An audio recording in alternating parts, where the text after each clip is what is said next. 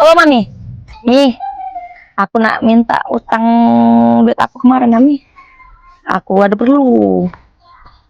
Nah, belum ada duit aku. Minggu depan. Ini Mbak janjak minggu depan. Ay Mami nih.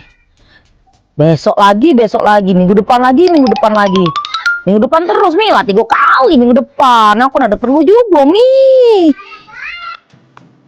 Tidak duit kok sekarang nih. Oh. Iyo, nian deh gue. Minggu depan be. Janji nih anak minggu depan. Cek. Oh, Jadi deh kita nonton. jadi. Ayo, sudah siap. Jadi. Sudah, ya. Ayo. Ayo. Tunggu ya. Ya, minta sini. Nak berjalan dia. Aduh duit. Air utang aku udah baca. Ayo dah. Nggak balik. Pindah kemana? Nah, kemana kau nak balik itu? Kau nak pergi ke dukun. Aku dukun ke wong yang tidak galak bayar utang. Siapa yang berutang? Ini galak nian memang wong ini kalau berutang tidak galak bayar. Kau nak aku suruh dia kaji, nak aku cocok perutnya, mempacak dia muntah darah kali ini.